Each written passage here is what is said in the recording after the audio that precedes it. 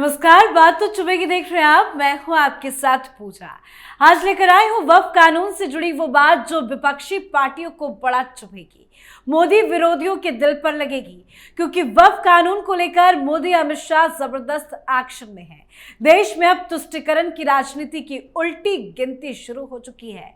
वह बोर्ड की मनमानी पर अब लगाम कस चुका है और इसका श्रेय जाता है प्रधानमंत्री नरेंद्र मोदी की दृढ़ इच्छा शक्ति को। तो आज अपने शो में आपको बताएंगे कि वक्फ कानून को लेकर सुप्रीम कोर्ट से क्या बड़ी खबर सामने आई है, सुप्रीम कोर्ट में ओवैसी की याचिका पर सुनवाई की डिटेल्स क्या है, और बताऊंगी कि कैसे देश भर में वक्फ कानून को लेकर सड़कों पर प्रदर्शन हो रहा है। साथ ही खबर यह भी है कि वक्फ कानून को लेकर डोर टू डोर कैंपेन शुरू करेगी बीजेपी की सरकार, अल्पसंख्यक समाज की शंकाओं को दूर करेगी। तो इसकी भी पूरी डिटेल्स आपको देंगे। तो चलिए शो शुरू करते हैं, तमाम ताजा डिटेल्स आपको बताते हैं। कांग्रेस की तुष्टीकरण की नीति ने वक्फ बोर्ड को एक सुपर पावर बना दिया था। ना कोई पारदर्शिता, ना जवाबदेही, लेकिन अब मोदी सरकार ने कानून के जरिए साफ संदेश दे दिया है। देश का कोई भी हिस्सा, कोई भी संस्थान अब बिना जवाबदेही के किसी के हाथ में नहीं रहेगा। ये सिर्फ एक कानून में बदलाव नहीं है, ये करोड़ों देशवासियों के हक और जमीन के लिए न्याय की शुरुआत है। वक्फ के नाम पर जो वर्षों से अराजक चल रही थी, उस पर अब राष्ट्रवादी सोच की जीत हुई है। देश बदल रहा है। अब तुष्टीकरण नहीं, संविधान का शासन चलेगा। तो सरकार की तैयारी जबरदस्त है। तो सबसे पहले आज आपको वक्फ कानून को लेकर सुप्रीम कोर्ट से क्या खबर सामने आई है, उसकी डिटेल्स आपको बताते हैं। दरअसल सुप्रीम कोर्ट वक्फ संशोधन अधिनियम की संवैधानिक वैधता को चुनौती देने वाली याचिकाओं पर सुनवाई के लिए तैयार हो गया है। सुनवाई के लिए तारीख और बेंच भी तय कर दी गई है। पहले ये खबर थी कि सुप्रीम कोर्ट वक्फ कानून से जुड़ी याचिकाओं पर 15 अप्रैल को सुनवाई करेगा, पर ताजा अपडेट यह है कि भारत के मुख्य न्यायाधीश संजीव खन्ना की अध्यक्षता वाली पीठ 16 अप्रैल को याचिकाओं पर सुनवाई करेगी। 3 जजों की बेंच में ये सुनवाई होनी है। सीजीआई संजीव खन्ना के अलावा जस्टिस संजय कुमार और न्यायमूर्ति केवी विश्वनाथन 3 जजों की उस बेंच का हिस्सा होंगे जो वक्फ कानून के खिलाफ याचिकाओं पर सुनवाई करेगी। तो सुनवाई की तारीख और बेंच तय कर दी गई है। साथ ही सुप्रीम कोर्ट की वेबसाइट पर अपलोड की गई केस लिस्ट के अनुसार ये मामला आइटम नंबर 13 के रूप में सूचीबद्ध है। वैसे कानून के खिलाफ कई सारी याचिकाएं सुप्रीम कोर्ट में दाखिल की गई हैं, पर इनमें से 10 याचिकाएं को सूचीबद्ध किया गया है। ये याचिकाएं एआईएमआईएम सांसद असदुद्दीन ओवैसी, दिल्ली आप विधायक Amanatullah Khan, association for protection of civil rights, Jamiat Ulama-e Hind के अध्यक्ष अरशद मदनी, समस्त केरल जमीयतुल उलेमा, अंजुम कादरी, तैयब खान सलमानी, मोहम्मद शफी, मोहम्मद फजलुर रहीम और आरजेडी सांसद मनोज कुमार झा द्वारा दायर की गई थी, जिस पर सुनवाई होगी। हालांकि इसके अलावा भी कई सारी याचिकाएं सुप्रीम कोर्ट में पहुंची हैं, पर उसकी लिस्टिंग फिलहाल नहीं की गई है। और एक बड़ी अपडेट यह है कि सबसे पहले एआईएमआईएम के नेता असदुद्दीन ओवैसी की याचिका है, जिस पर सुनवाई होगी। वक्फ संशोधन कानून के खिलाफ अब तक लगभग 20 याचिकाएं दाखिल हो चुकी है। याचिका दाखिल करने वाले में Congress, RJD, Sapa, DMK, AIMIM और आप जैसी राजनीतिक पार्टियों के नेताओं के अलावा जमीयत उलेमाए हिंद के अध्यक्ष अरशद मदनी और all India Muslim personal law board शामिल हैं। साथ ही पीडीपी ने भी सुप्रीम कोर्ट जाने का ऐलान किया है। सभी याचिकाओं में मुख्य रूप से यही कहा गया है कि ये मुसलमानों के साथ भेदभाव करने वाला कानून है।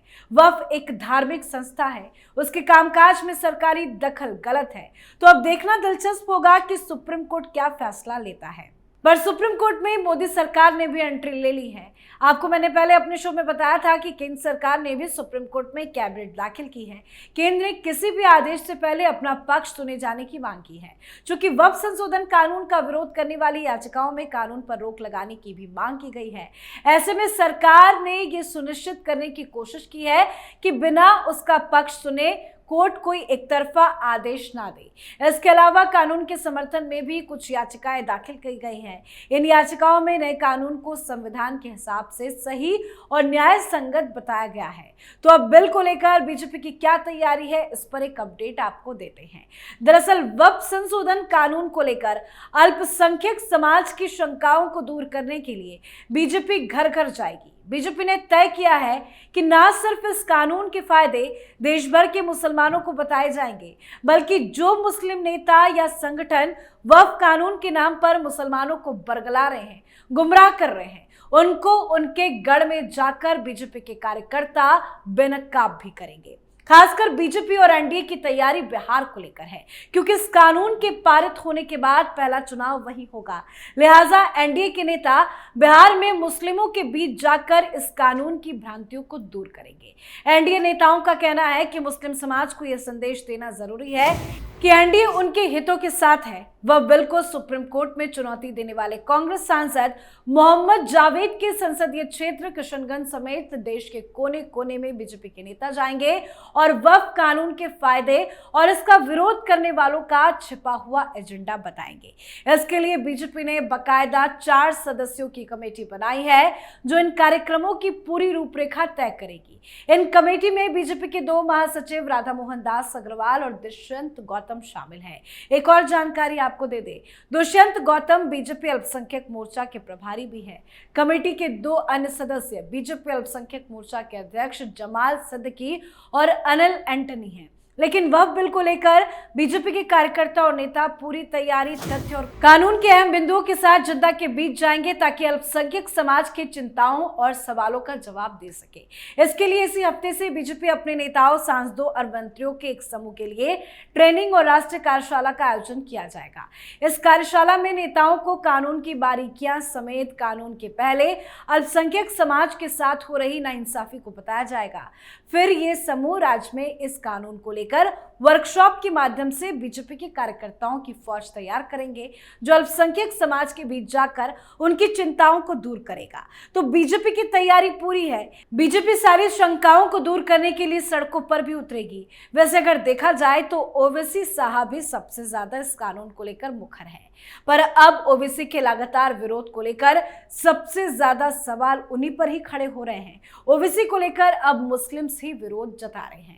दरअसल ओवैसी पर मौलाना रशीदी ने तीखी प्रतिक्रिया दी है और उन पर दंगा भड़काने का आरोप लगाया है। उन्होंने कहा कि वक्फ संशोधन कानून देश भर में लागू हो गया है, राष्ट्रपति ने भी इस पर मंजूरी दे दी है। इसके बाद ओवैसी के कुछ बयान आए हैं जो दंगा भड़काने वाला है। वो कहते हैं, मुसलमानों उठो, अब उठने का वक्त आ गया है। मस्जिदों के खिलाफ षड्यंत्र बर्दाश्त नहीं किया जाएगा। मुसलमान बीजेपी को कभी माफ नहीं करेगा।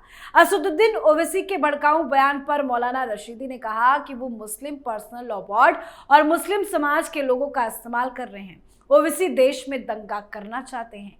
इसके माध्यम से वो अपनी राजनीति को चमकाना चाहते हैं। वो मुसलमानों का इस्तेमाल कर अपनी राजनीति कर रहे हैं। अब ऐसे भड़काऊ बयान से मुसलमानों का खून खौलेगा।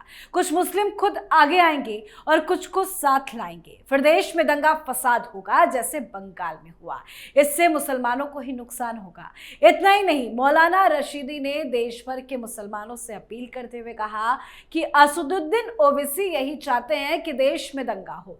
इसकी चाल और इसकी सियासत को समझो। ओवैसी का मुसलमानों से कोई लेना देना नहीं है। ये वोट बैंक के लिए ये सब कुछ कर रहा है, ये समझने की जरूरत है। जो होना था वो हो गया। कुछ लोग वक्फ कानून के खिलाफ कोर्ट गए हैं, ये अच्छा तरीका है, मैं उनका स्वागत करता हूं, मगर दंगा फसाद से मुसलमानों को ही नुकसान होगा। तो ओवैसी के खिलाफ जमकर बवाल मचा हुआ है। साथ ही ओवैसी के खिलाफ बयानबाजी भी बढ़ती जा रही है। वक्फ विधेयक को लेकर गोशमहल से बीजेपी विधायक टी राजा ने AIMIM चीफ असदुद्दीन ओवैसी पर बड़ा हमला बोला है और उन्होंने कहा कि असदुद्दीन ओवैसी ने वक्फ की संपत्ति पर कब्जा कर रखा है और इसकी जांच के लिए SIT गठित की जानी चाहिए। टी राजा सिंह ने दावा किया कि वक्फ संशोधन अधिनियम देश में जमीन जिहाद को रोकेगा। साथ ही ओवैसी पर 3000 एकड़ जमीन हड़पने का भी आरोप है। अब देखते हैं ओवैसी के खिलाफ जांच होती है या नहीं, पर वक्फ कानून पर ओवैसी ने जिस तरह से राजनीति की है वो बुरी तरह से फंस चुके हैं। उन पर ही अब बड़े बड़े सवाल खड़े हो रहे हैं। अब सुप्रीम कोर्ट गए हैं, उम्मीद है ओवैसी को वहां से राहत तो नहीं मिलेगी, सुप्रीम कोर्ट से झटका जरूर लगेगा।